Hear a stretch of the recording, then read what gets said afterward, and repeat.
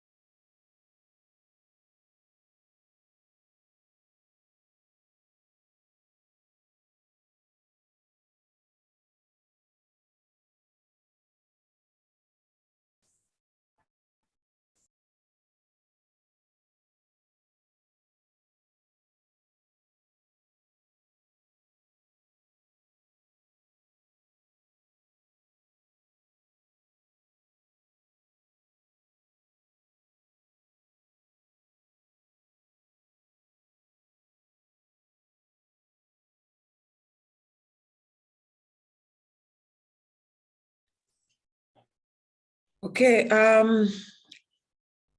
I think we should start now. Other people will join us along the way.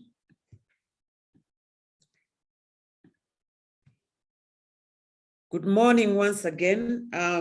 Welcome to everybody who's been able to join the conversation so far. As you may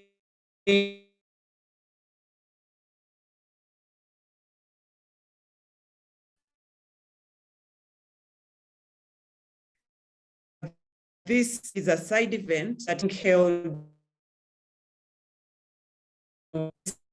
of Uganda's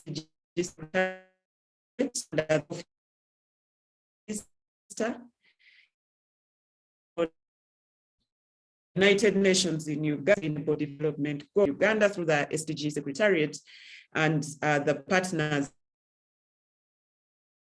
that have been helpful in this putting together of the progress that's being made to implement the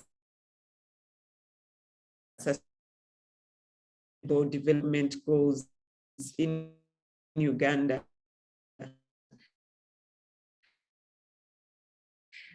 The major theme conference, sustainable development goals in this particular event is under the specific theme of leaving no one behind, looking at best practices in data collection and usage for inclusive implementation of the 2030 agenda.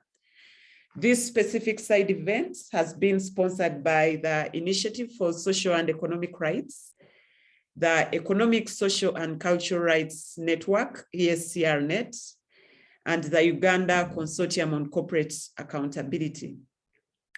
As organizers of the side event, we chose to focus on data because we know that data is a key component in the planning for and implementation of the 2030 agenda. And we know that how data is collected and how it is utilized is critical to determining who gets to be included and who gets to be excluded, but also how implementation of the various SDGs is done. So we are going to be discussing issues like the human rights-based approach to data, data disaggregation, how important it is to have timely data, and so on. And to lead us in this conversation, we have a great panel of discussants. First of all, we have Ms. Francisca Ferruglio from the ESCR-Net. She's the coordinator of the working group on monitoring at the Economic, Social and Cultural Rights Network. And then we shall also be joined Mr. Bernard Mujuni. He's the Commissioner, Equity and Rights at the Ministry of Gender, Labour and Social Development. We shall also have Honorable Flavia Kabahenda Rabuhoro, who is the Member of Parliament and Chairperson of the Gender Committee in Parliament. And we shall also be joined by Ms. Helen Mviri, who is a Principal Statistician representing the SDG Data Technical Working Group at the Uganda Bureau of Statistics. And then we shall also be having Ms. Alana Kembabazi, who's a Programs Director at the Initiative for Social and Economic Rights. So without much ado, I would want to, first of all, request that everybody who's here registered share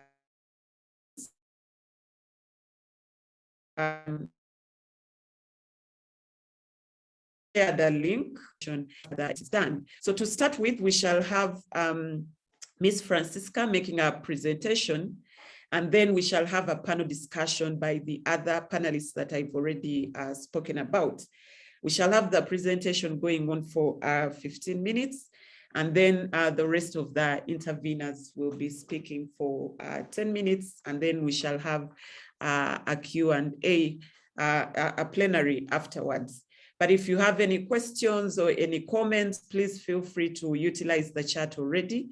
We shall pick the questions that will be on the chat, but also we shall have a plenary where people will have a chance to speak. So right now, I would want to invite Ms. Francisca Ferruglio from the ESCR-Net to make the presentation that will set us off in terms of having this discussion. Thank you, Francisca, please.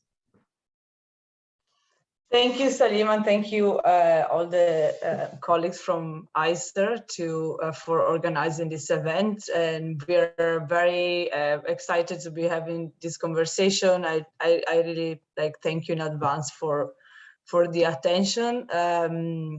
So as Salima mentioned, I coordinate a working group on monitoring and data at the International Network on Economic, Social and Cultural Rights.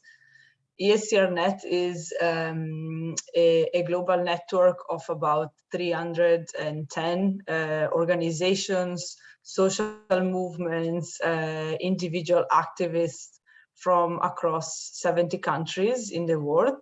And this includes ISER, it includes other key members in Uganda and other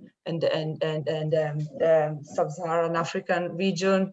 And we try to be member-led, meaning that members set the goals and the priority. And indeed has become increasingly a priority in terms of being an instrumental for achieving economic, social and cultural rights, as well as other human rights.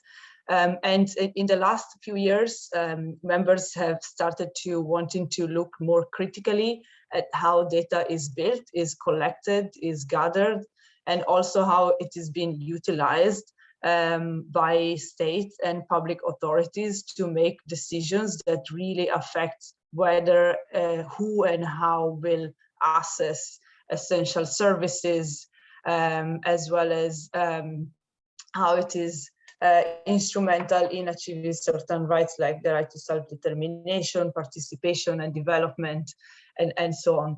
So the work we've been doing in the last couple of years has led to the development of an analytical document, a collective analysis called the collective position on data and ESCR, which I've just put in the chat for you. And essentially, this is an analysis of key obligations that states have under human rights law, and in general, what human rights principles and standards and normative content tell us about how data should be gathered, and how it should be used. The position identifies 5 principles that states should consider and implement in data collection, and then outlines a series of recommendations for states that ensure that the way they gather data is in alignment with human rights, and it really does help in achieving substantive equality. So these principles, just in a nutshell, are the principle and the corresponding obligation of non-discrimination and equality, and the principle of gathering high quality data, and I'll talk in a minute about how to do that, like what high quality means. And thirdly, community participation as a principle for data collection, but also as a right that people have in terms of being able to participate in shaping political life and public affairs. Fourthly, the access to information and transparency. Again, we see data as instrumental, not just for fulfilling rights, but for people to be able to exercise their rights.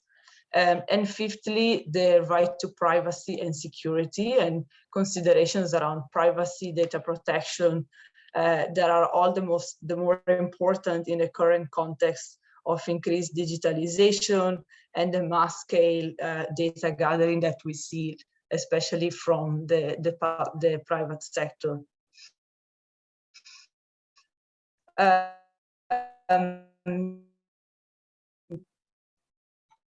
Right, so I'll agenda, which, as we know, does focus a lot on quality, accessible, and timely data, and on the inclusion and representativeness aspects of the data. So the SDG agenda, as you know, focuses very much on the need for data to be disaggregated, and this is undoubtedly essential for under human rights law for achieving the right to equality and non-discrimination. And I think what human rights adds to the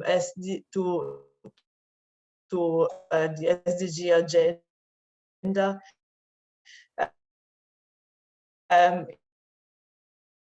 is expanding the grounds of disaggregation. So a number of discriminations such as displacement status, religion, civil status, income, sexual orientation, and gender identity, which are not mentioned in the SDG agenda, and that states would be required to disaggregate data around.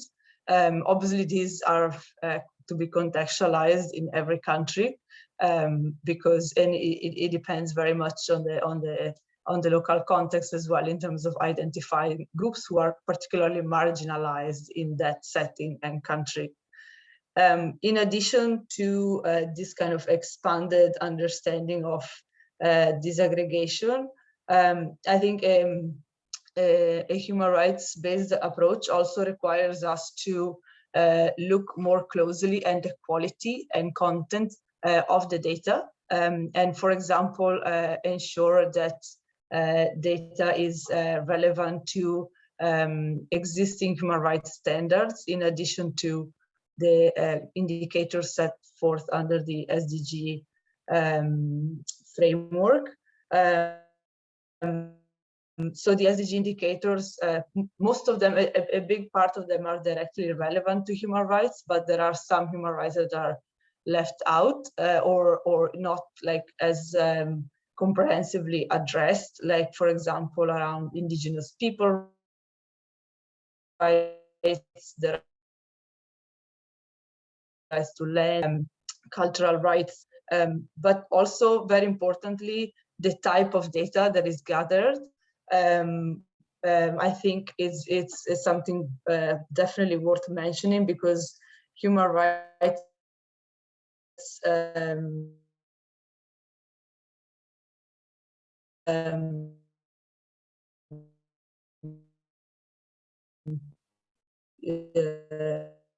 UN body ESCR requires a whole lot more. The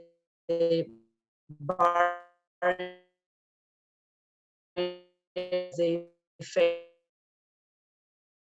is very fundamental in under a human rights based approach. And another point in terms of also aligning with human rights, the Office of the High Commissioner for Human Rights has for quite a long time now been promoting a monitoring framework that identifies different types of indicators, and outcome indicators are very much present in the SDG agenda, and other indicators that could be strengthened and added are around our process and structural indicators. So basically indicators that look maybe at the more short-term and medium-term steps that states are doing, and that seek to address causes of injustices and poverty, and kind of the structures, both from a formal perspective and like at policy level, for example, but also in terms of structural discrimination and so on. Right. So in terms of the quality and content, I think I conveyed the few most like salient points. Another aspect that I wanted to focus on is participation of communities in data collection, which we see as being expressed as a right under the human rights framework. And if we think of data collection as a key step in policymaking, we can definitely argue that inclusion of communities, meaningful inclusion of communities in data collection is something that means they are less likely to be excluded by the policies that will be adopted on the basis of that data. So we know that exclusion, that absence in the data, absence from the data reproduces and exacerbates inequalities that already exist in reality, and further excluding groups from data collection means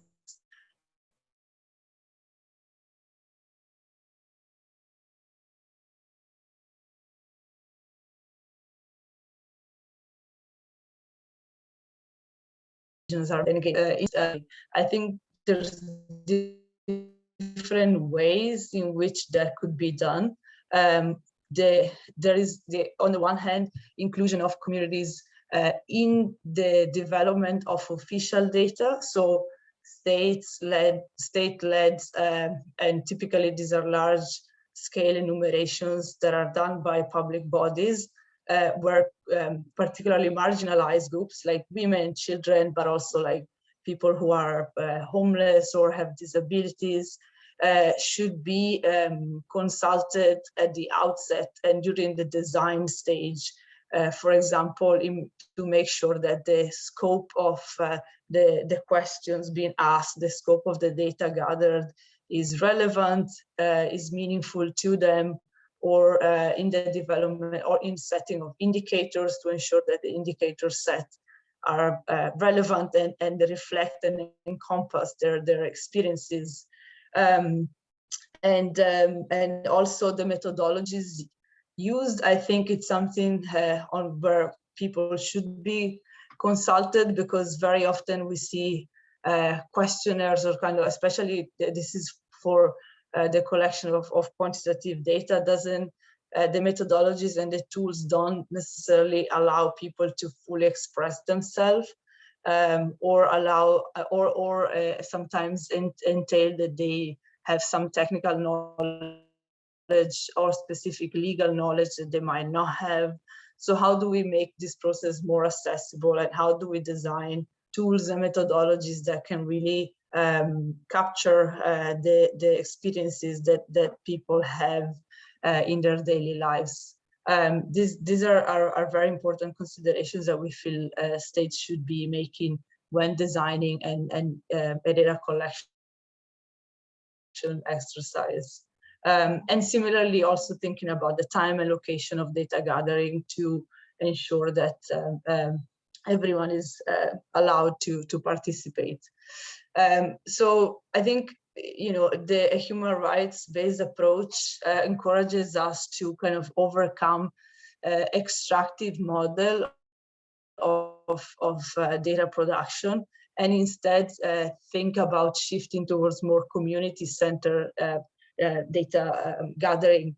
And so this is true for what I just said for in terms of communities participating in official data collection, but we also feel that it is equally important that communities are in a position to gather their own data, either by themselves directly or through the facilitation and support of those that might be existing locally and operating locally. We know very well that who gathers the data makes a lot of a difference in terms of what the data ultimately says, and the content and the findings of the data. And it's very essential that communities have the possibility of producing their own data that addresses their information needs and the questions and the issues that they care about and feel are essential to answer, and also that allows them to express what I mentioned earlier, that more experiential component of rights enjoyment that is hard to capture in quantitative data gathering, and that instead is very suitable for participatory, qualitative, community-based methodologies. So again, we definitely urge to think more about the hierarchy that has been existing for a long time now between quantitative data that is perhaps sometimes perceived as more objective, and qualitative data that tends to be seen as biased, especially when it's produced by communities. And we do argue that both types are essential and equally essential, and that states should also think about building an ecosystem of different types of data that comes from communities themselves who are experiencing injustice and poverty and human rights violations, in addition to the type of data gathering that they already do. Right, I think I will stop here. I think I've reached the time, but yeah, the last point that I haven't talked extensively about, but I'm happy to address this in a question and answer, is around privacy and security. Again, I think there's a lot of important findings to highlight from data protection regulations in different regions. Yeah, I won't go into that now. And again, if there's questions, I'm happy to address them later. Thank you.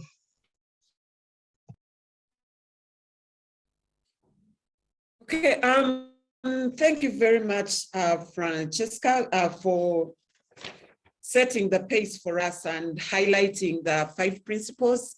And it's been very helpful to frame the principles as, first of all, obligations of states, but also emphasizing that participation, for example, of communities is a right in terms of being able to participate in data collection, and also bringing out some of the things that we need to delve into, for example, around what the quality of data, around issues to do with quantitative versus qualitative data, and the fact that many times people tend to emphasize quantitative data as opposed to qualitative, and yet we know that the latter is very important in terms of achieving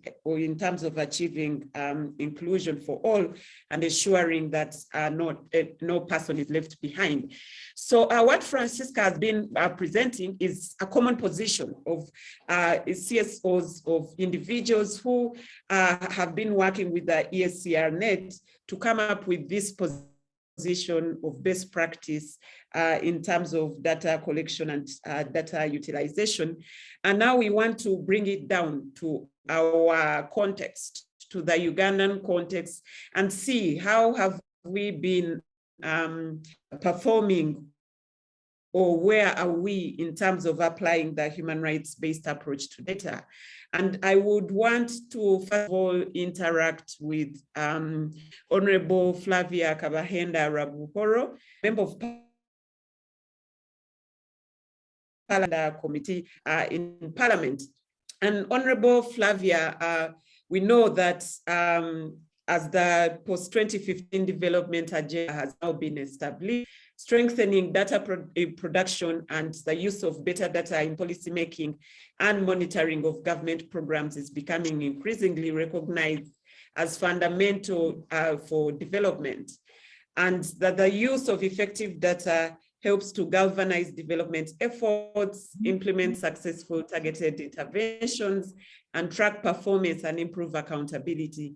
So the question to you, Honorable, is that is Uganda on track? And to what extent has Uganda utilized available, quality, timely, and disaggregated data in the policy agenda, the formulation of policies, the adoption of policies, and implementation and evaluation of policies?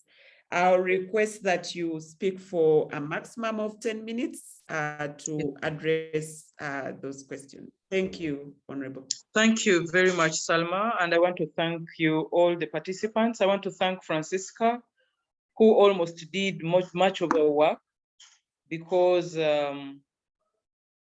well, I can introduce myself, knowing that not everybody knows who I am. I am Kabahenda Flavia Rwabhoro. I represent the people of Kyegebwa district, and I'm the chairperson of the Committee on Gender, Labor, and Social Development. And so I'm glad that we are now discussing the issue that is very passionate to my heart. I have always discussed in all the fora that I will go to about the requirement of data if we really have to live by the SDG agenda.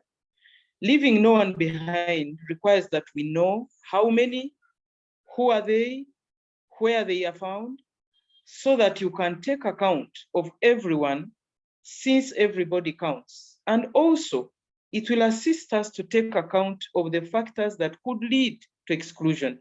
And therefore, for me, to talk about data is to respond effectively to the imperative of social inclusion and leaving no one behind, and the principle of equity and non-discrimination.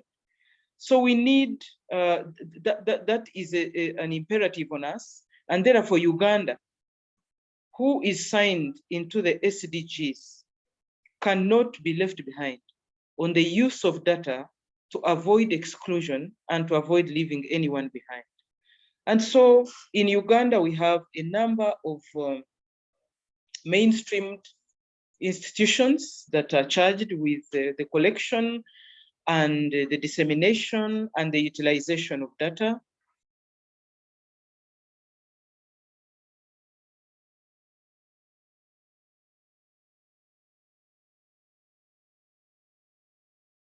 We have NIRA that is charged with statistics. We have the ministries, departments, and agencies which collect and store and utilize their data respectively. We of course also have individual organizations who continue to collect data. And so I can say that Uganda is on track. We only have a few challenges that we need to look at as Uganda, because much as we collect all that data, we need to be very, very mindful of who is going to utilize the data, who are the people collecting this data, and whether this data can be synergized so that we know the central place from where to get the appropriate data, the relevant data, the reliable data. And so that when we are working out on social services, when we are working out on reaching out to the vulnerable persons, if we are working out on reaching everyone and not leaving anybody behind, we know which data we are relying on. And therefore, I want to really agree that Uganda is not out of this. We only need to work on a few areas so that we are in total, we are effectively using this data to ensure that the SDG agenda is fulfilled and met, because we are not working very well, given even the COVID that came around. But what I see is if we can look at the potential of the existing and the new sources of data. For me, the source of data is very, very important. If you are going to leave every social media avenue to give us data, and then we want to rely on such data to plan, then I think we won't do well, because the National Planning Authority that is charged with the planning for this country, and also the Ministry of Finance and Planning, need to know which data they will use for them to plan for us. The first thing that we need as Uganda to take of essence is the registration of births, because these are the ones that establish legal identity for all persons in the country. And for as long as we are not going to be mindful about registering the births in this country, then our planning will always rely on data that we keep picking from everywhere, even where the sources may not be as appropriate as we need. And for me, this becomes the number one. From the time we do birth registrations, we establish a legal identity for all persons. And therefore, everyone now will be in the loop. And then we can assess the tools available, whether they will allow freedom of expression, whether they will allow for people to freely give information, whether they will allow for people to freely access the available information and data, and so whether they will allow even for us to be able to turn data into information for us to plan well. I would like that we also look as a country on the improvement of targeting of both the participants, because we are saying the community should in the gathering, in the utilization, and sometimes the dissemination. And if that is the case, then let us improve on the targeting of these communities, the participants, and also the beneficiaries of the data. We can even start considering the new data initiatives, because the dynamics that are coming around are changing, the digitalization, and of course the advancement that is coming around requires that we consider even new data initiatives. We need to keep on the watch on what is new that we need to include in a collection of data, in the utilization of data, and turning data into utilizable information. And Francisca already talked about the high quality, timely, reliable, and relevant demographic data. I cannot say much about that. She put it out very, very well. All data must be high quality, it must be timely, it should be reliable and relevant, so that we can be able to utilize it appropriately and be able to serve and reach out to everybody, because everyone in this matter counts. Of course, the government of Uganda has not yet invested in data and statistical systems. And this is a negative on our part, that we as members of parliament will implore government and put it to task to invest in data and statistical systems so that data comes automatically. And I love the way in 2015, the Ministry of Gender, Labour and Social Development launching a single registry. It's unfortunate that up to now, it has not been populated, it has not been operationalized, it has no utilizable data. We are still relying on scattered data. And if we could systemize this single registry so that data comes automatically from birth to death, then we would not leave anyone behind. And so I will be part of those who will put government to task to ensure the utilization, to ensure the populating, and also the operationalization of the single register, which of course requires financing. And being a member of parliament and charged with appropriation, we are doing whatever it takes to ensure that there is financing to operationalize the single registry so that we have a data and statistical system. And of course, we need to monitor the trends of our statistics because they keep changing. We can't rely on the same statistics for long because the trends will keep changing with the issues that come around, and to improve on our censuses, because the census of 2012, if it is the census we are still using now to even send social services to the communities, then we are far behind the time. Because if I may give an example of my district, where the census counted us at 500,000 people, and today, after 10 years, we are closing up to 700 plus people. And we still are sending the social services in terms of health and education and every other things, and we are relying on the census of 2012. I think there we get it wrong.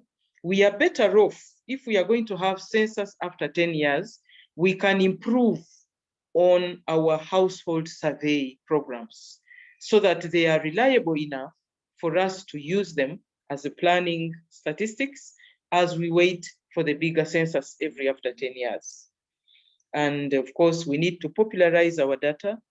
We need to involve the communities in the collection because it is their right. And we need to work and invest in data storage so that it is available, it is accessible, and it is affordable.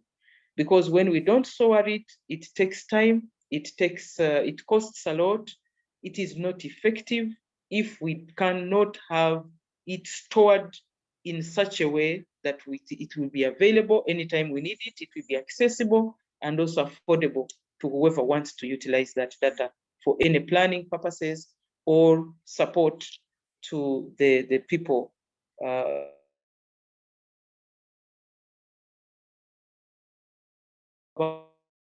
About was the confidentiality principle, that sometimes we need to protect the people who are collecting the data.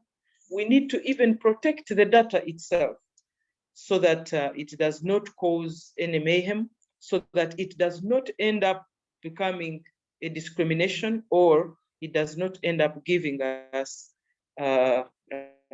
problems in case the data required will be a little classified. So the confidentiality principle, I think, needs to come about so that we protect both the collectors and also the data itself. So I think, as I may say, we are trying, and we are not yet there. We have, it is little done and so much to do. Okay. Thank you very much, Honorable Flavia, and thank you for expounding on those important points. You make the critical point of birth registration as the key thing we're focusing on, and I hope later perhaps somebody will touch on what has been happening with the registration for national ID that has come in at a later stage and probably caused problems along the way. So emphasis on birth registration is key. And the key message I also get from you is improvement on the targeting of the participants in the collection of data, but also the beneficiaries of that data in terms of accessing services for implementation of the SDGs. And then the other critical takeaway for me is the issue of operationalization of the single registry. It was a good thing, and it would be very useful in taking us forward, but then we see that it hasn't been put in operation. There is no data in the single registry. And I guess this is a good point for us to transition to, because he sits in that ministry also that set up the single registry, the Ministry of Gender, Labour and Social Development. Mr. Bernard Mujuni is the Commissioner, Equity and Rights. So Mr. Mujuni, as you've heard, yes, Honorable Raporo has talked about the single registry, but also you know that the SDGs represent a potentially transformative development agenda, and they build on the MDGs, but there is a strong focus on inclusion and reduction of inequalities. We know that vulnerability is multidimensional, and policy and data need to apply various lenses, be it social, economic, and environmental in an integrated manner to correctly zero in on the groups that are at risk of being left behind. So we would want to hear from you what steps government has undertaken to address the issue of vulnerability in achieving the SDG agenda. How are we targeting those most at risk of being left behind? How are we, for example, identifying the poor, but what is generally the government doing? Mr. Mujuni, please, you have 10 minutes.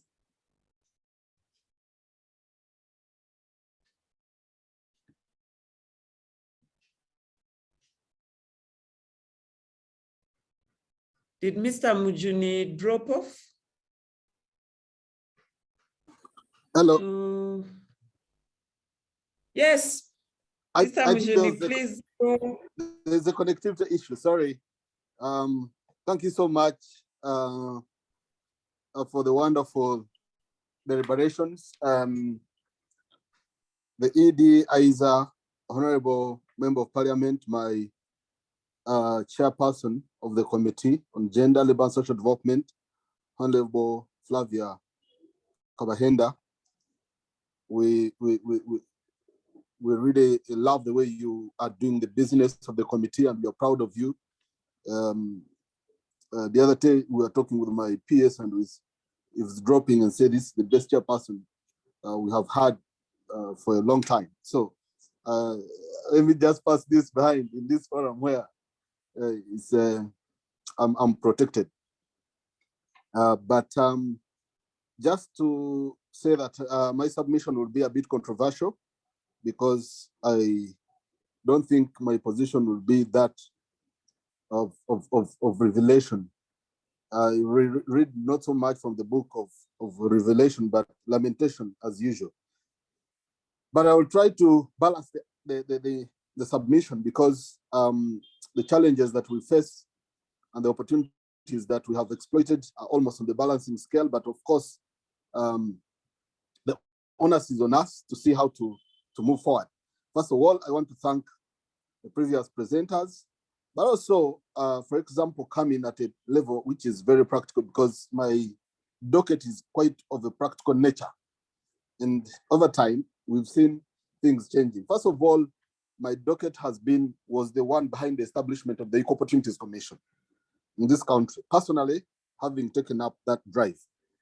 But as you can see, as we move forward, these institutions of governance that try to eliminate discrimination are being threatened with merger. What does that mean? Honorable MP will have some reading lists to choose from.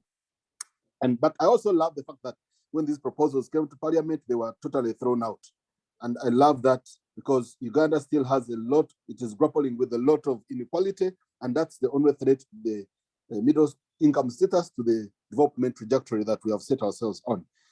And regarding data and whether quantified or qualified, qualitative or quantitative, you see, for example, the PDM model. I don't want to be a critic because you run the risk of falling short of your expectations, but you'll find that the unilateral application of the affirmative action of 100 million per parish is not based on any serious data in terms of intervention, because just recently I was in Arua, I went up to Lango region and the Acholi region, and of course, once you go deep, you know, you see the level of disparity when you drive further south and west. And then I was saying, is 100 million really a standard that can help 100 households or whatever households in conflict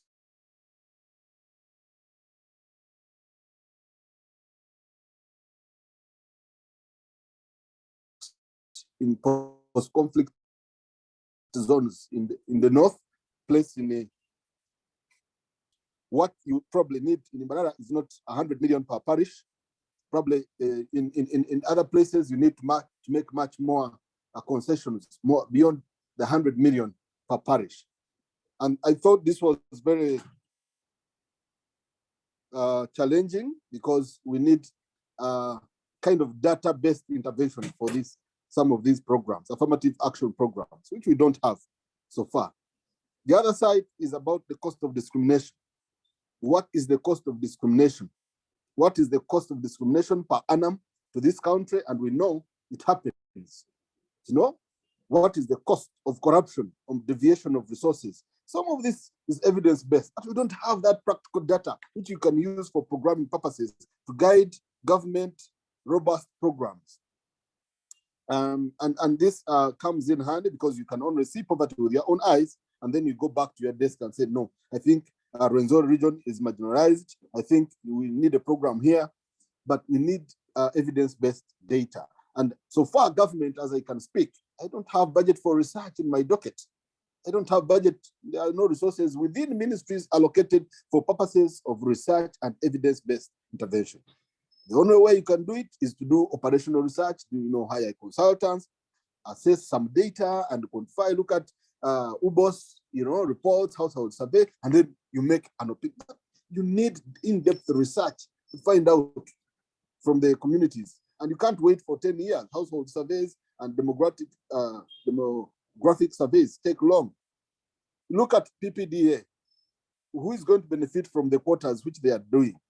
And you'll find it's not going to be the corporate people. The affirmative action in PPDA in terms of procurement for youth, for women, for people with disabilities, does not take, does not take care of the informal sector, for example, those who don't qualify.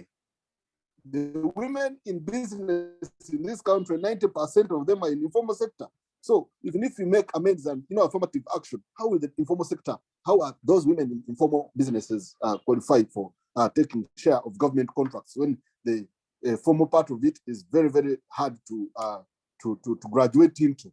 And you know that once you formalize, already you need incentives, or the tax person comes in, the NSSF comes in, and all that, statutory, for even make a profit. And these are challenges which are real.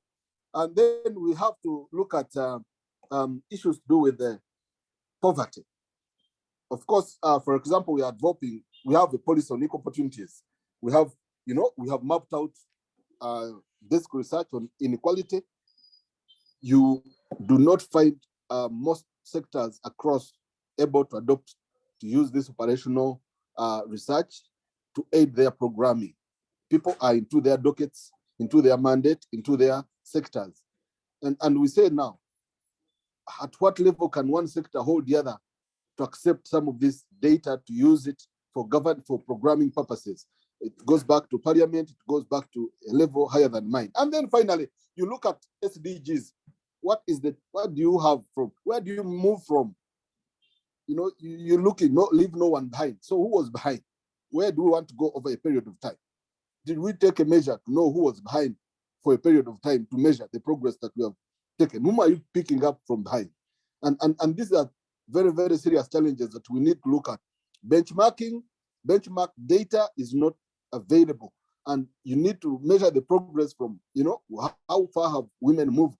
How far have the youth moved? How far have the people with disabilities moved? There's no benchmark data for you to measure your progress.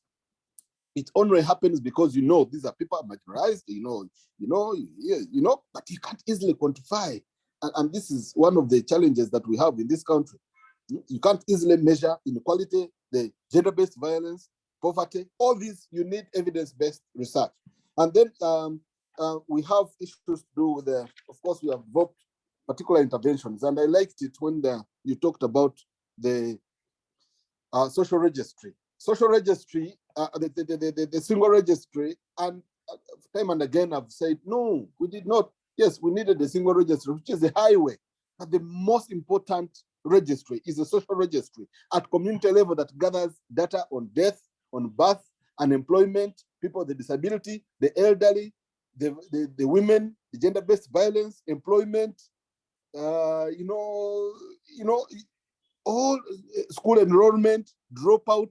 All this is harvested at household level, and that is a social registry, not a single registry. And this was taken care of in the social impact assessment bill, which is now lying almost idle because of one person's intervention in Attorney General. And I'm employing, and I want to go on to this because I hope the chairperson of our committee can pick this and either move it as a private member's bill, and we move forward. And ISER knows very much where we have come from on this bill, and the fact that NEMA wants to take advantage of the social protection mandate in terms of regulating social safeguards. And there is a lot of lobbying, a lot of financing behind doors, and trying to suppress this bill. I will share with the Honorable Member of Parliament, probably she could cause it to move when the Attorney General is trying to create unnecessary bureaucracy. And so to me, this is the benefit of coming together here. But looking at data in terms of social protection programming, inclusiveness, we still have a challenge. We need to define, we need to quantify the cost of marginalization, the cost of discrimination, the cost of exclusion. Yeah, thank you. On our table, yeah,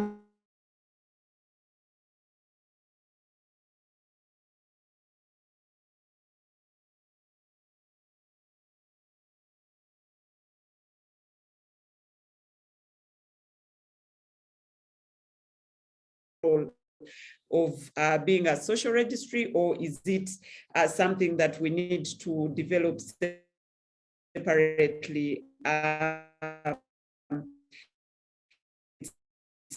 Something that we need to discuss, but also the fact that, and you point out the parliament model and affirmative action purposes, and the need for budgets for research, and the shortcomings that you've really put on the table. Some of them have to be pointed towards the Uganda Bureau of Statistics. And we are very fortunate that our next speaker is from UBOS, Ms. Helen Viri. She's a principal statistician.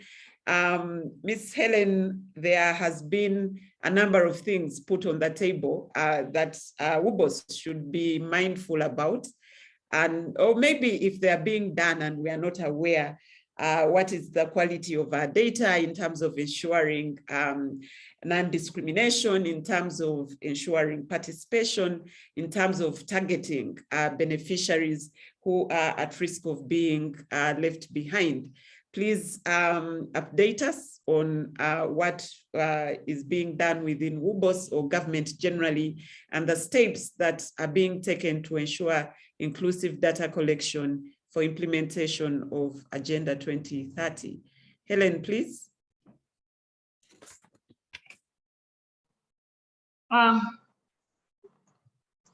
Thank you very much, moderator, Ms. Salma Namsovia. I hope I'm right. My name is Helen Namirembe Mviri. I am working with Uganda Bureau of Statistics as the Director for Population and Social Statistics. We as a bureau have listened into the presentations, and first of all, I would like to thank the organizers of this meeting, having given us the opportunity to be able to participate in this discussion. I've listened into the previous presenters, that is about 3 of them, and there are a few things which I also wanted to tackle. That we as an institution, we are the principal data collection agency responsible for coordinating the national statistics system. We are there by Act of Parliament, and the national statistics system includes all key producers of statistics, whether it is for the internal use, whether it's for consumption of the public. And also it includes the producers and the users.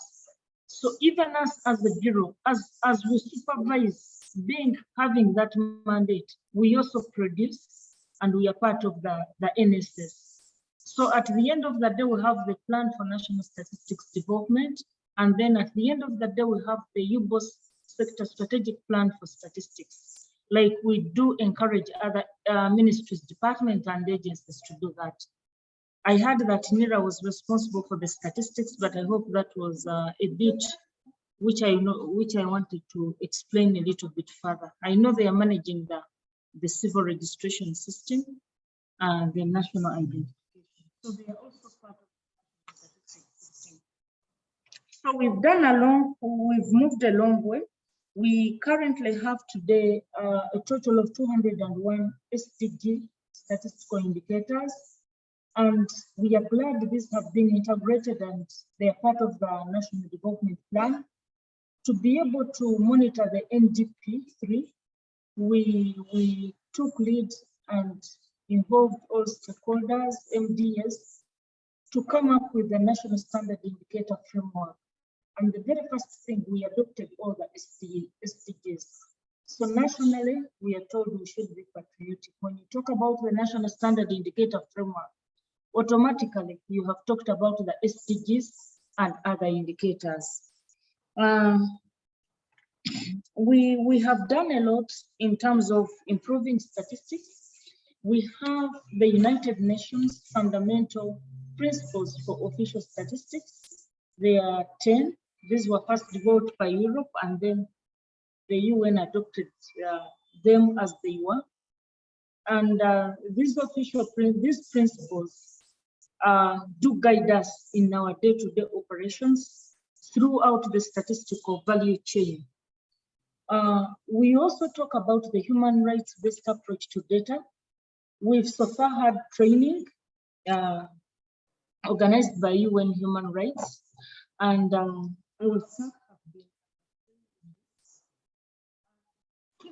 issue of all inclusiveness. What are those cross-cutting issues? Data that is region specific. When we generate data on poverty, we have gone ahead to generate data up to sub-county level, showing the multidimensional poverty and other indicators. We produce demographic indicators. The last census was done in 2014, not 2012, and we are planning the next one next year.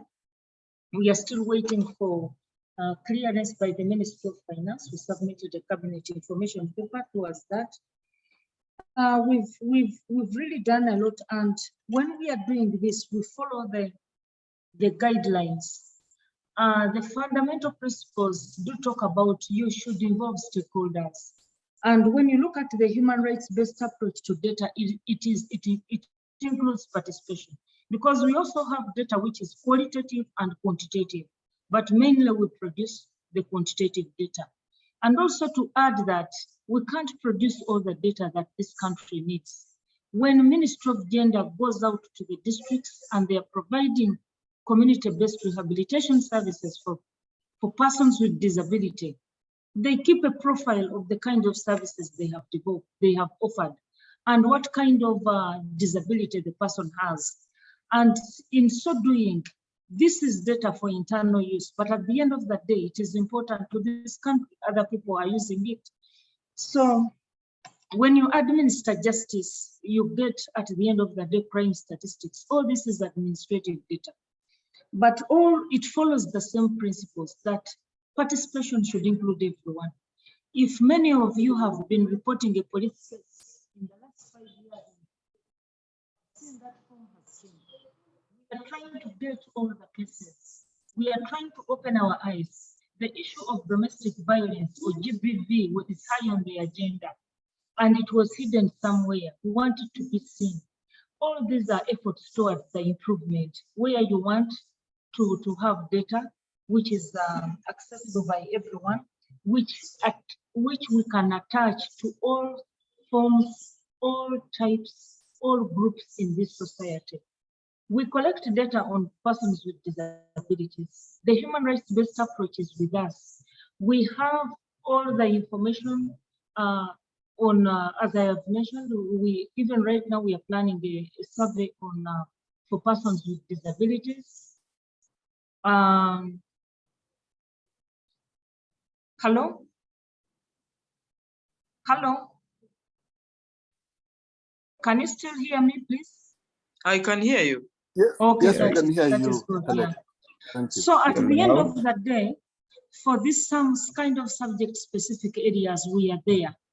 We have come on board to include, we are saying that when we are doing SDGs, leave no one behind. The gender aspects are with us. We have, in my directorate, we are responsible for the gender statistics. We have come a long way to have a one-stop center. We have developed a GBV portal, whereby we want to have all data located in one position, and that is the digital portal, where we are working with the Ministry of Health and the Ministry of Gender and Uganda Police, so that we can be able to get the data. I had the Honorable Member of Parliament saying, I want timely data, such that at the end of the day, when you are inputting, I can see the results. So what we are saying, the data on GBV that comes from the Ministry of Health, that comes from the Ministry of Gender, that comes from police, if it is entered wherever they are, because this is a digital tool which is GIS referenced from the highest level to the lowest level of administration, which is the village. We even include other supportive information. So we are being, and what we are trying to do is to be able to give more data. But even when we are doing this, we follow the ethical issues in data collection. We follow all of those principles. When they say participation, our principle for data collection is being demand-driven. We have to engage stakeholders. We do undertake statistics audits. How did you come up with this indicator? We go and investigate and come up with a report such that we have documented evidence on how, and transparency on how we do things.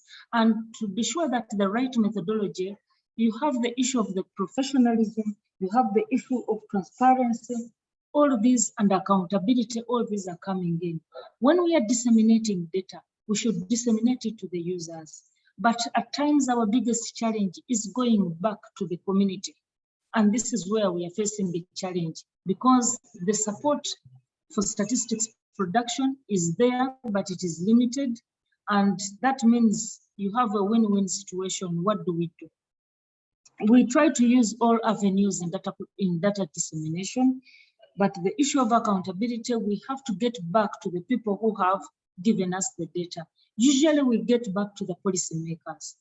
With the UNFPA support, we have come up with proposals where we want to work with parliamentarians. Like, for instance, the sector of social services. What are your needs?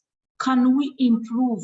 How can we improve? How can we repackage the existing information such that it guides your policy formulation in the how when you are sitting?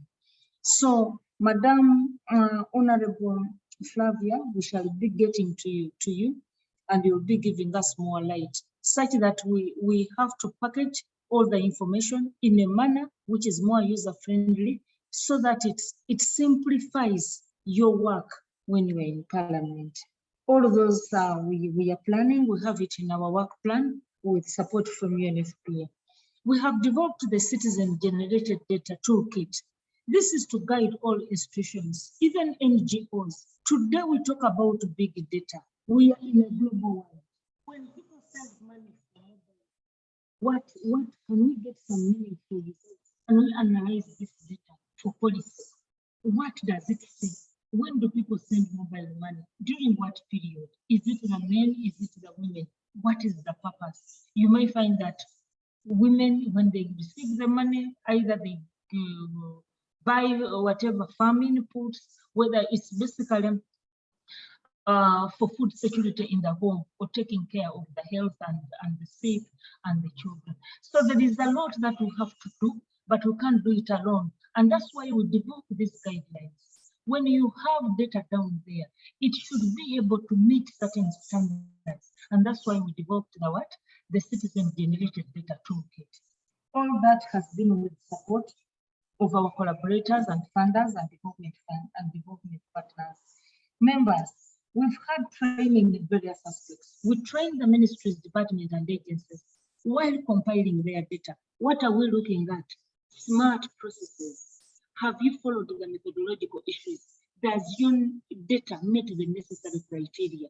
We are all looking at, all this comes back to the 10 fundamental principles of official statistics. I can talk until the cows come back. So the other issue we have done is we, of course, will provide data. We have routine surveys, we have censuses. We cannot have everything. We do conduct economic censuses. We do censuses on agriculture, businesses, industry, and all this contributes to the data for monitoring the performance of the economy.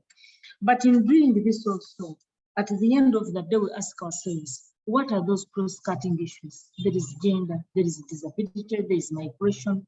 Then the issue of the small area population, we have tried to address the issue of getting subnational level data. And this has come up through the efforts, and we understand the Ministry of Local Government and ICT, they are contributing to this, getting the data on the PDM. UBOS has been supporting this process, and right now the issue of data collection is ongoing. We are glad that the focus is at parish level. So through governance issues, the local governments will be able to have data for planning at that lower level. We've been having the challenge. We are only looking at the census data up to the lowest level. It has been the main source of data for planning, and we use it for indicative planning figures and so on and so forth.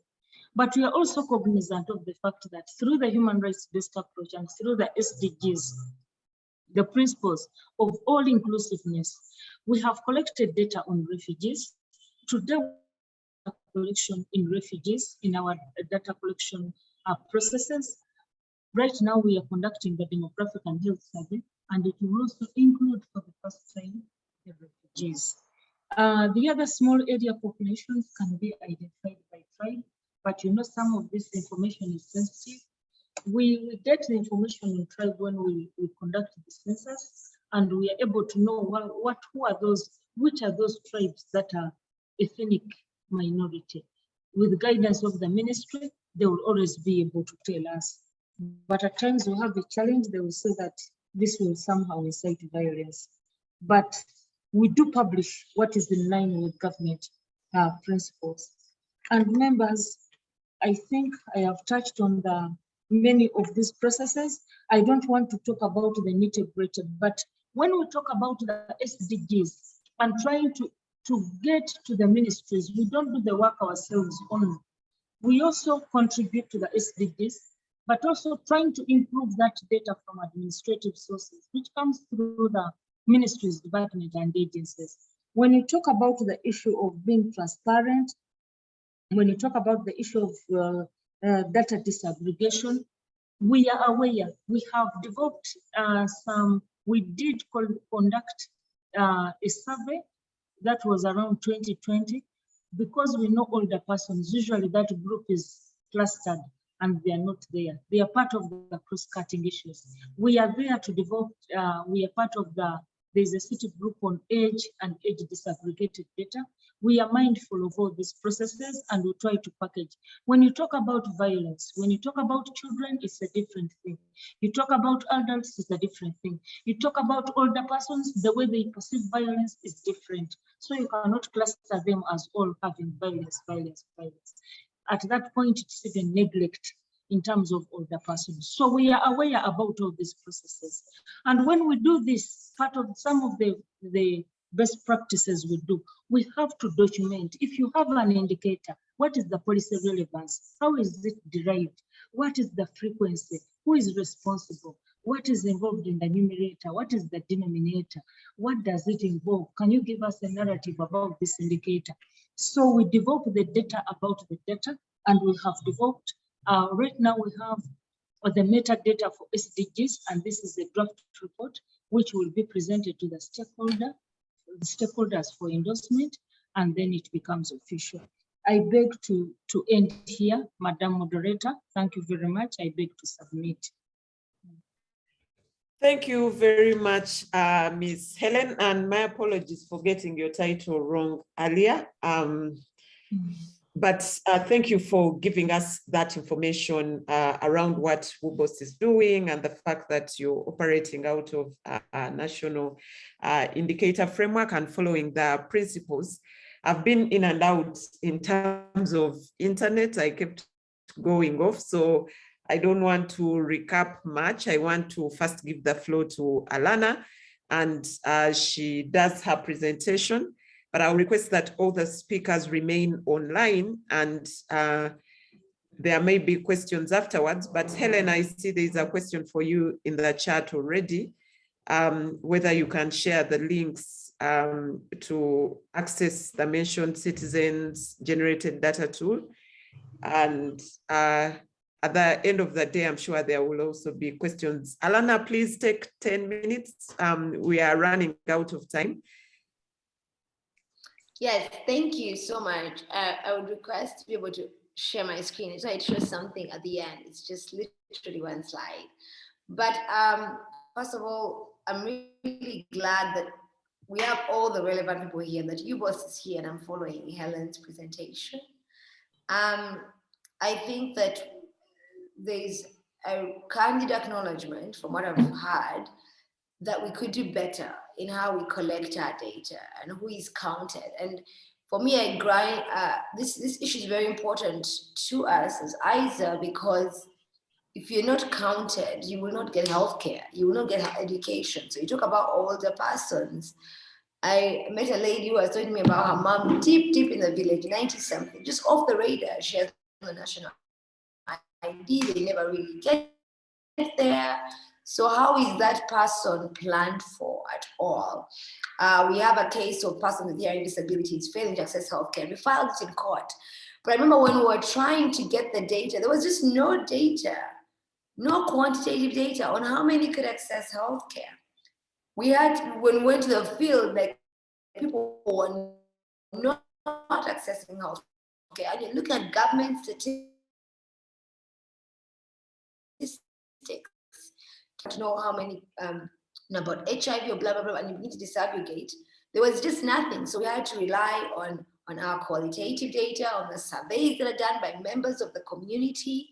And so it's really important that we reflect critically about how long we'll keep talking about this without it really changing, because community participation is key. And I'm glad to hear UBOS. I didn't even know UBOS has that, and that I think says a lot, because if ISER is not very attuned with this, and we're often on the ground, so how then do other stakeholders feed into your data? To what extent do you engage them? A number of us are close to the ground, but there are also a number of just community groups, and I've seen that over time an improvement in the indicators, and we've engaged, for example, in specific ministries, and you all on indicators. We've engaged with UBOS when I remember with National Health Insurance coming up, we began to say how will you track the poor and to think through that affirmatively.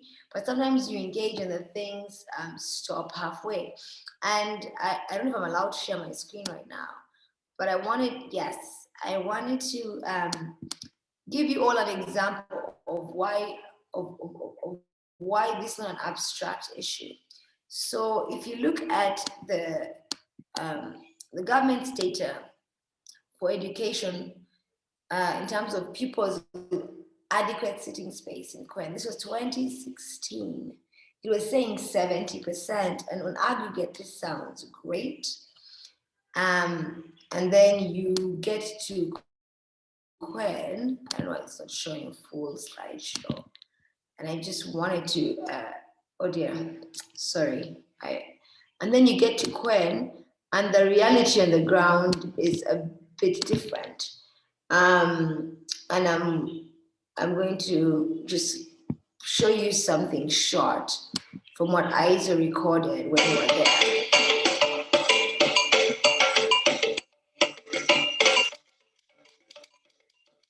This is what he said.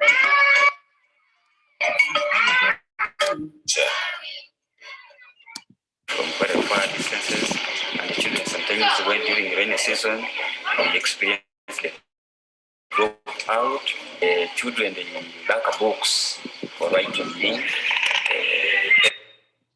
Sorry, I'm just trying to get to the point because I'm very cognizant of the time. It's a longer video. Yes, it's at 4:10. I'm trying to get to the point where I show you what is relevant. To innovate and manage with the resources available. The classrooms are not enough. We only talk to have. Sorry, I don't know why it's doing this over and over.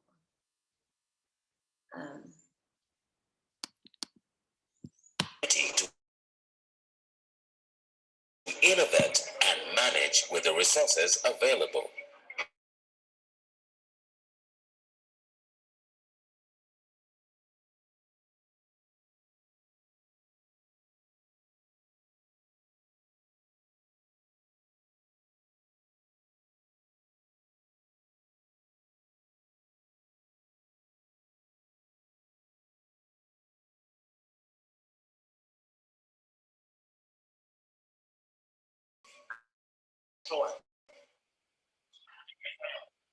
Once we leave them outside, they can be stored, and yet we don't want to overburden the children.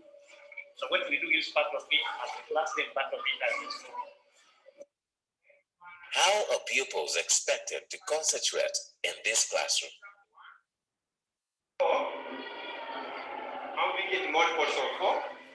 With a population of 389 pupils, government has provided just 2 classrooms.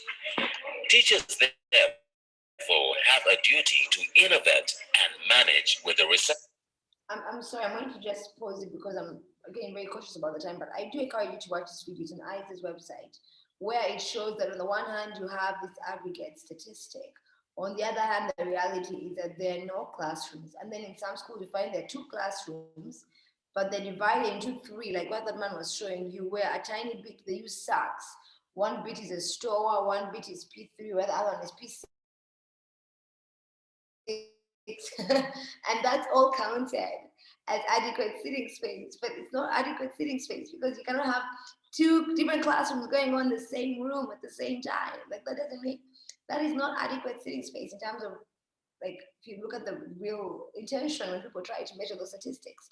So it is to encourage us to, particularly government, to move beyond sort of the aggregate statistics and to think very concretely about how we engage people. I would love for that tool that you was talking about of getting the community to be so widely known. So by the time you're bringing up your next survey, or demographic health survey, whatever it is, that you have actually sat with people and said, okay, the last time we stopped here, were there any issues? What are we missing? And can you take us to some of these places? You already have the EOC, you have UHRC. How can we have that cross-government coordination? Because right now, you see Ministry of Gender knows a lot about the vulnerability. You see also the Gender Committee and others in Parliament are very aware. The NGOs, and there's UBOS, which is sort of the home of statistics in this country. So how do you coordinate that better? And two, how do you actually make sure the data, when it's collected, it is used? Because we also have the reality in this country of haphazard policy implementation, right? The data shows this, that you go here, we saw it with the reproductive health vouchers. The Ministry of Health did a project supported by the World Bank, a PP project, the private sector of reproductive health care vouchers. And then we asked, but why did you choose, for example, Mbarara vis-a-vis leaving out Karamoja? What was the rationale? I mean, the data will tell you that Northern Uganda and the Eastern have been the ones that have been struggling. So why would you leave out others? So those are some of the challenges that we end up facing, and hope that we don't just have things that remain on paper. So for us, as a way forward, we would really ask for you to coordinate as government within yourselves, 2, to consult communities and civil society, and 3, to actually make evidence-based policy decisions. If you truly try and make sure you're leaving no one behind, we shouldn't have a situation where the single registry, for example, is unpopulated, and then a year later we're looking for cash transfers and how do we do this, and then we've had this registry for a year, it's not used, then the money is misused, then those who need it don't get it, and we stay in this cycle, and yet people are paying taxes, and we're together as a state, and a core function of the state as part of its contract with its people is to make sure it can deliver public services, there's social protection, they can thrive. So we really just need to see the discrepancies that I've made this, it's a whole presentation I make, and I feel like I made it like 5 years. And so I'm really looking for the point where it's like, no, we don't really need to have this discussion. And I'm glad the SDG conference is going on full speed. I hope this will be explored more in detail. I do encourage you both to disaggregate what the data they have. There was a debate on Twitter a few weeks ago on the demographic health survey, and everyone was really just really upset because I think the Ministry of Health spokesperson had said these are tired statistics, and everyone said, well, where are the most recent?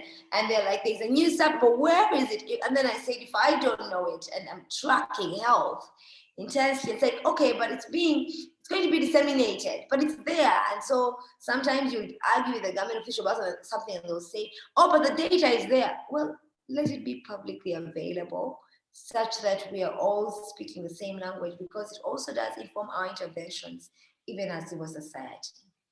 That's all. Thank you.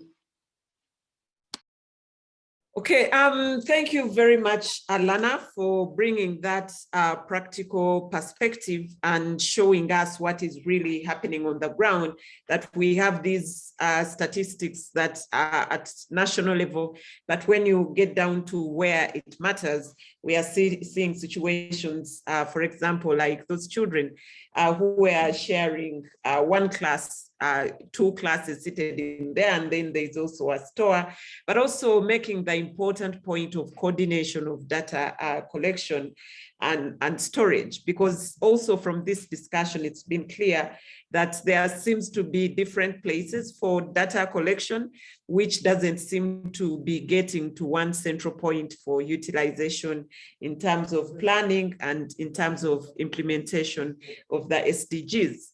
We are quickly running out of our time. I wanted to give chance to a few people who are on the chat to be able to comment or to ask questions. And you put up your hand if you do have something to say. But in the meantime, I will ask Helen to respond to the questions that were put. Where can people access the tools that you are talking about? Helen, please, as we wait for whoever would want to say something, put up their hand. Please respond to the question on where to find the information. I don't know. Thank you very much, Chair, and thank you very much for the presentations and questions. I had a copy, but I'm just trying to locate. I think I have it on a different machine. I would have shared it on the chat such that everybody, but if I have your email, I could share with you, and then you share with the participants. Yeah. Okay. If you could type in the chat, I could get your email, then I will just share with everyone. I will share with you and then you forward it. Then regarding the issue of data, I have seen some comments here that could Madam Mvidi share the links? Yes, that one I'm going to give you. But then there was also something to do with, we share some of the statistics that we collect. Yes, the statistics are there. But what exactly are we interested in? We should be able to give us your requests and then we'll handle. It runs from economic statistics to social statistics, demographic statistics, and so on and so forth. So what exactly and what is the purpose so that we are able to guide you and give you what you need? That will be very good. Maybe what I can do, you can share all those requests and I don't know whether I should share my email such that you give me more information to be able to help you. Yeah. I beg to submit, Chair. All right, thank you very much. I've shared contacts that you can use those to be able to share the different links, and we shall send them to the participants. I do not seem to see a hand. I see a comment from Stella Biwaga. Thank you, Alana, for the presentation. Indeed, without quality education for the future generations, all we are doing in this generation may go to waste, but we cannot lose hope. Aluta continua. Thank you, Stella, for the comment. So it seems like the participants are all satisfied with the conversations that have been going on. I will request the speakers to please put on their videos if they can, and I will give 1 minute, not 1 minute, okay, 30 seconds to each of the speakers to say a parting shot. I see, Alana, your hand is up. You will utilize your 1 minute to say whatever you wanted to say with your hand up. But I will request the other speakers, if you can, please put on your video, because people requested in the chat that they would want to see the people who've been speaking. Many of them were off because of bandwidth, but please put on. Alana, please start, and then we shall go to Francesca, and then Honorable, and then we shall have Mr. Mujuni. Yes, I actually just wanted to request Helen to put them on the website. Emails are great, but the point here is people should get access. Sometimes you know what you're looking for. Sometimes things like the tool should be on the website, because then we should be telling everyone, please, this is what is happening. And we should be doing a lot more dissemination on radio when these surveys come out.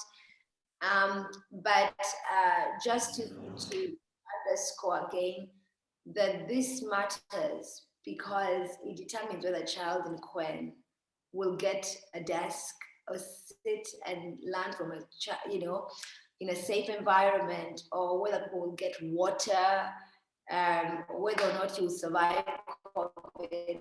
Like, it's not an abstract conversation. This is a conversation that is so central to how we live, because whatever we don't count, whatever is not measured, is not planned for, is not budgeted for. Today is budget day over here in Uganda. And that means that whatever is not measured, whoever is not measured, is just left out of the country's development. Thank you. Before going to Francesca, I see Gloria. Gloria, if you could say what you want to say in 30 seconds, because I thought nobody wanted to intervene. Oh, wow. I also see Irene.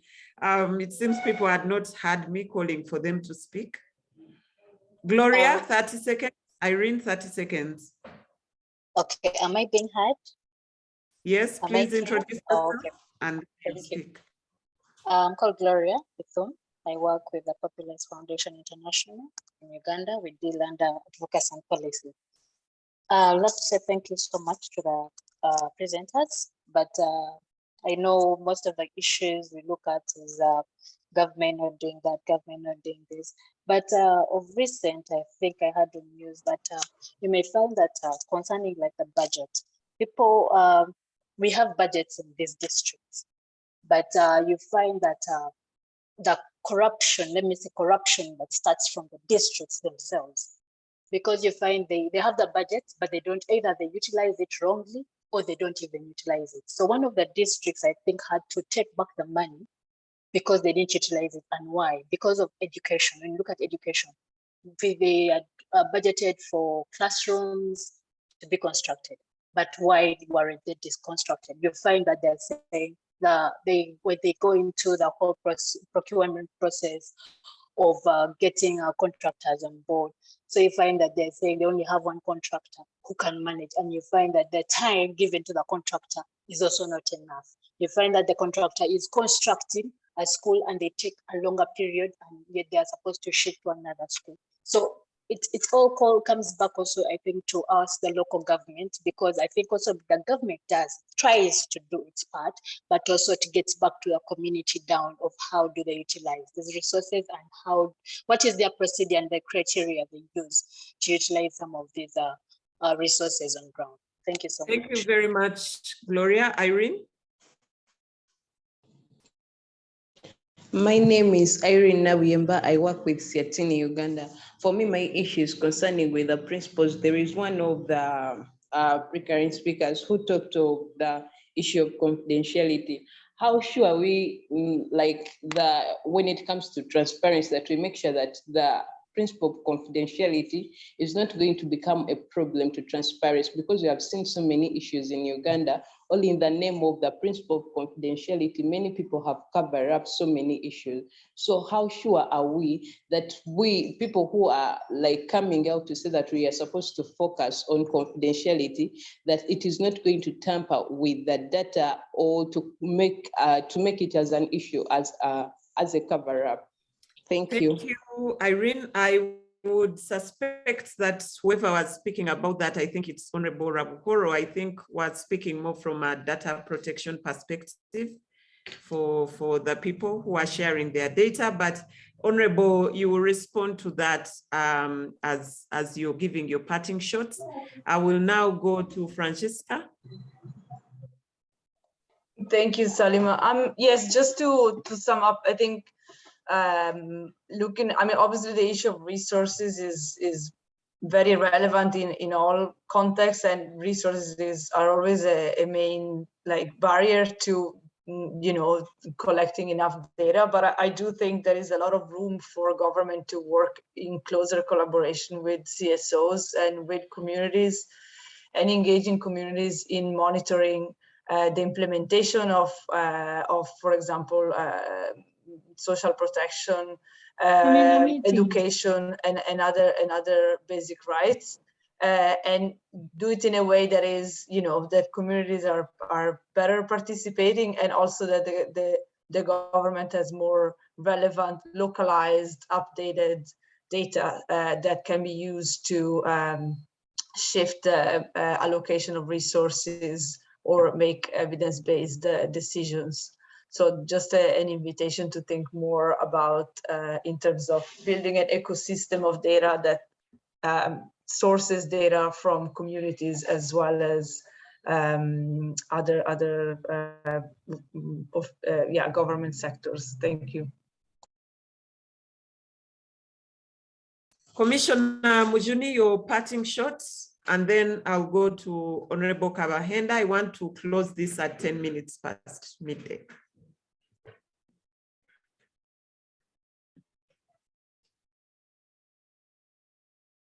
Do we still have Commissioner Mujuni here? I'll go to Honorable Kabahenda.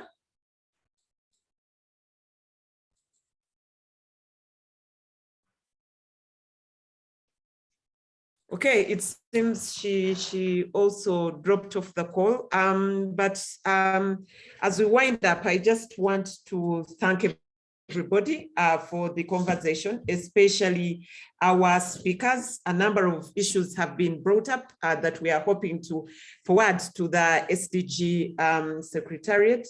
within the Office of the Prime Minister. And basically, our conversation has largely been around the human rights-based approach to data collection and utilization. We had the 5 principles that resulted from CSOs coming together to really discuss what needs to be done, the obligation of states, and if we are to go with those principles, we assure that probably nobody will be left behind in implementation of the SDGs. So we talked about the principle of non-discrimination and equality. We talked about gathering high quality data. We talked about community participation, access to information and transparency, and then privacy and data protection. And contextualizing it to a situation, there was some acknowledgement that as Uganda we are on track. Some things have been done, but then a lot still needs to be done. We are pointing to the right direction, but we need to do more if we are to catch up with implementation, especially after COVID-19. And some of the issues that were raised that are critical is the issue of registration of births as being the first point of giving legal identity to the children born in this country, but also collecting data of people from the beginning. And we know that our attempt to collect data at a later stage, national ID, and there has been many cases of exclusion. And then we also talked about improvement of the targeting of the participants and beneficiaries of the data. And there was a call to invest in data and statistical systems. And in that, the issue of the single registry was brought up by a number of speakers. The fact that we set up the single registry, but it hasn't been operationalized. And related to that was the issue of the social registry that would go beyond just putting the information there, but taking care of issues to do with disaggregation, identifying those who are most in need, looking at people who need to be targeted for interventions from a social perspective. But also it was pointed out, the parish development model was singled out as an example. The fact that money was allocated to each parish the same way without catering for issues like affirmative action for parishes that may have maybe more previously disadvantaged, or those that are underserved, or those that have more people in terms of population, but we applied a one-size-fits-all that may be problematic. And general for the systems that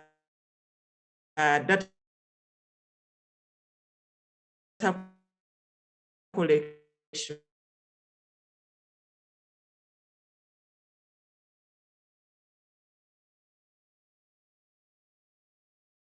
that data those will require funds. That yes, there could be individuals, civil society organizations, and not really merely pay lip service to the issue of participation, but ensure that the information that is being input is actually utilized. And we heard from UBOS also the fact that they are trying to implement a participatory approach and a human rights-based approach to data. They've done some trainings. They've now started including data on populations, for example, as like refugees. And yes, they acknowledge some more work needs to be done, but they believe they are doing something towards correcting the gaps that may exist. And they are also collecting information from admin sources. And lastly, we also heard that there was a call for evidence-based policy decisions and improvement in indicators, because what we have so far still has gaps. I know I've left out many important points that were made by the speakers, but once again, I want to thank you, Francisca. I want to thank you, Honorable Kabahenda. Thank you to Commissioner Mujuni from the Ministry of Gender. Thank you to Ms. Helen Mvivi from Uganda Bureau of Statistics. And thank you to Ms. Alana Kembabazi, as well as the participants for being here. It's still full house. That means that people have been interested in the conversation, and we hope that people will remain engaged. The actual conference is happening on the 16th and the 17th this week.